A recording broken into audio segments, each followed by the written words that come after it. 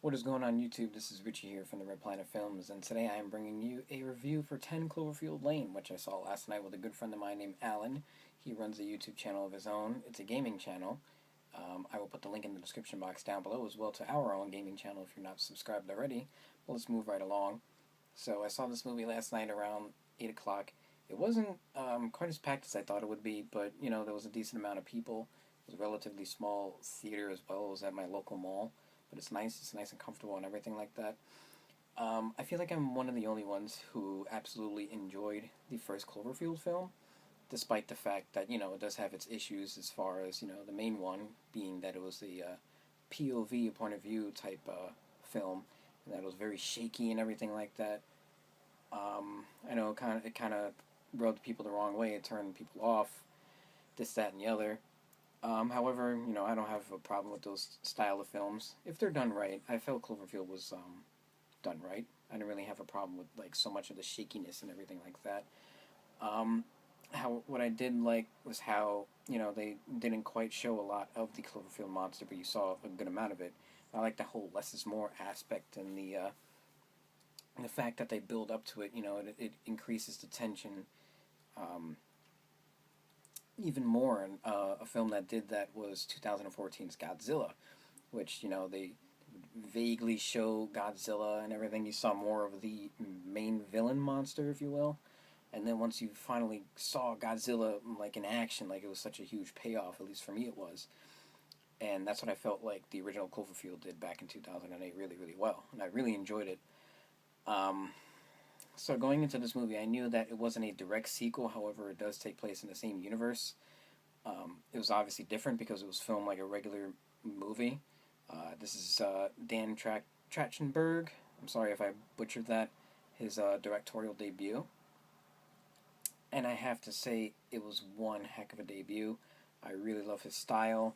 Just the amount of tension and suspense that this film brought to the table. I was literally on edge from the very beginning of the movie to the very end, right until when the credits started rolling.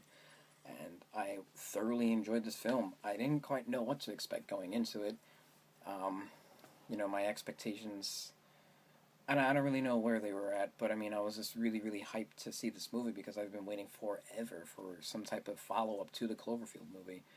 And like I said, it's not a direct sequel, it takes place in the same universe. Um, and I know J.J. Abrams, I believe, has already an idea in that good old brain of his for a third film, so I'd really like to see where they explore with that movie once it comes, but in due time, of course. I want to talk about the acting. The acting I thought was phenomenal. It's a very small cast. It's three people. I'm not quite familiar with the. Oh, his name is John Gallagher Jr. He played Emmett. We have Mary Elizabeth Winstead, um, who I forget the name of the character. And then we have John Goodman, and John Goodman and Mary Elizabeth Winstead, they did phenomenal. John Goodman, I think, really knocked it out of the park in this one. Um, Mary Elizabeth Winstead held her own as well, and this is probably by far her best performance that I've seen from her in any film. John Goodman plays a really good villain. Really good. This guy, he genuinely had this creep factor about him. Like, he just gave you the spooks and everything. He rubbed you the wrong way. There were some scenes where you're like, okay, like, he's actually kind of good. And then some scenes again where you're like, I can't trust him anymore. So it was just sort of all over the place. And is that, that goes with the writing and the directing as well, and also the acting. So all that mixed together, really done well. Phenomenal. Absolutely phenomenal. So John Goodman, he was great. Mary Elizabeth Winstead, she held her own. And the thing I really liked about this movie, too, was the fact that she wasn't a damsel in distress type. She didn't, kind of play dumb or anything like that. Like, she knew what she was doing. She was smart. She was quick on her feet.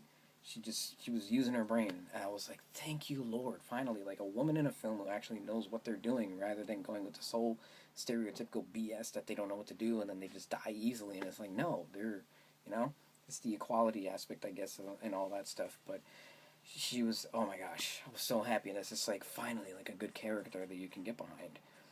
And John Gallagher Jr., he did a great job as well. So really no complaints from the cast at all and everything like that, and just the whole movie and the ending I really enjoyed. I just loved every second of it. So overall, I give it a solid like 8.5 out of 10. I highly enjoyed it. I would love to see it again. I'd say go out of your way and see it. Definitely buy it on Blu-ray. But let me know in the comment section down below what you guys thought. Like this video if you enjoyed my review. Leave any feedback. Share this video with your friends all over social media, Facebook, Twitter, whatever you have. Favorite it, and most importantly, subscribe so you can get more awesome videos just like this. I'll see you guys later.